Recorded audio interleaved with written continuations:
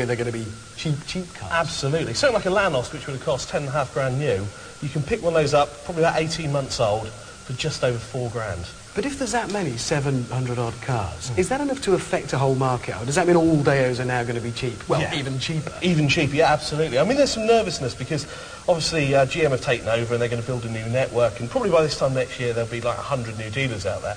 So you're going to get your servicing and your warranty and all that. But in the intervening time, the next few months, there's a lot of nervousness out there. But if you want a cheap car, it's not a bad car. Absolutely. 4 grand. That is a cheap car. Yeah. Oh, and another one. Final one here. Really good. Now, loads of people run a second car, and they normally look for something that's going to be cheap to run, something like a hatchback. Yeah. And there's loads of good cars out there, and you're going to spend probably anything from 9 grand up to about 15 grand on one. So your sort of Clio typical second Yeah, or a cars. Fiesta or base Focus, something like that. Cheap to run, easy to drive, power steering, air conditioning, great. The only problem is with any new car, and they're no exception, it depreciates badly. So in 3 years' time, whatever you've bought pretty much is going to have lost about 2/3 of its value. Now here's an idea.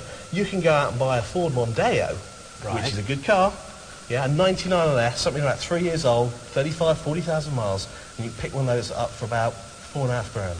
So it's a much bigger car, and if it's only a couple of years old or so, I mean, it's still quite fresh. isn't it? Absolutely, absolutely. Buy it from a dealer, get a warranty, full service history, you've got your aircon, your power steering, your airbags, all the bits you want. And the most you can lose on that car is going to be £1 grand a year in depreciation.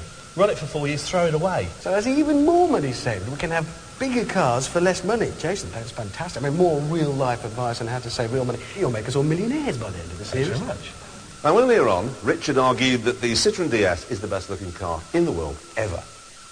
Well, this is a Lamborghini Miura, the world's first ever mid-engine road car, 0 to 60 in 5.5 seconds in 1966. Look at the slats there on the back window. Look at that. Look at the way it kicks up slightly at the back. And I love those rear wheel arches, the way they seem to have pulled the metal over the tyres to make it fit. Some say this is the best-looking car, but it isn't, because this is. Aston Martin launched the DB7.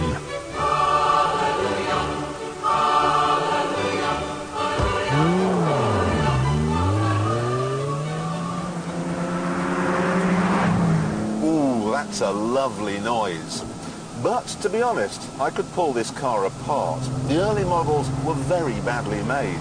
And it wasn't just one thing either. Some of them caught fire, some of them just stopped. The one I had been built like Mr. Potato Head.